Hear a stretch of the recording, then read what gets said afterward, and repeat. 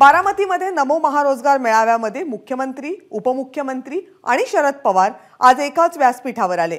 याच व्यासपीठावर एंट्रीपासून सुप्रिया सुळे, शरद पवार आणि अजित पवार यांनी एकमेकांची भेट घेणं, एकमेकांकडे पाहणं आणि एकमेकांशी बोलणं थेट टाळलं। व्यासपीठावर समोरासमोर येऊनही तिघे एकमेकांशी बोलले नाहीत। व्यासपीठावर मुख्यमंत्र्यांशी संवाद साधल्यावर सुप्रिया सुळे देवेंद्र फडणवीसांशी बोलायला गेल्या। ते बघून अजित पवार पहिल्या रांगेच्या मागून त्यांच्या खुर्चीकडे गेले।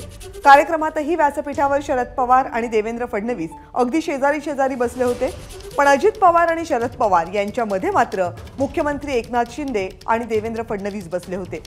व्यासपीठावर अजित पवार आणि शरद पवार यांनी एकमेकांकडे बघणं आजही टाळलं।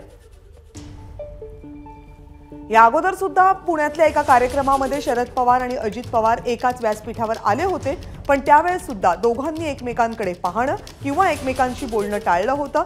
यावेळेसचा कार्यक्रम थेट पवारांच्या बालेकिल्ल्यामध्ये होम ग्राउंडवर बारामतीमध्ये होता। मात्र या कार्यक्रमामध्ये सुद्धा पवार कुटुंबियांमध्ये एकमेकांशी बोलणं टाळण्याचा ट्रेंड पुन्हा एकदा दिसला।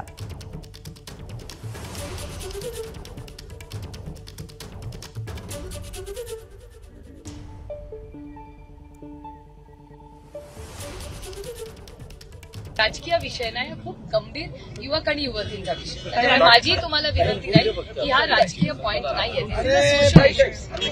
आणखी एक प्रश्न आहे, तुम्ही आता स्टेजवर होतात, समोर सर्वसामान्य नागरिकांपेक्षा विद्यार्थ्यांची संख्या जास्त दिसली, तर बारामतीकरांनी या कार्यक्रमाकडे पाठ फिरवली असं म्हणता येईल का? मला नाही काही सांगता येणार। दादांसोबत स्टेज शेअर करताना थोडा अनकम्फर्ट जाणवतो, कारण आज तुम्ही तुम्हाला वाटलं माझ्याकडे एकूण जे काही म्हणजे आमच्या व्हिडिओमध्ये चित्रित झाले तुम्ही बघितलं असेल ना।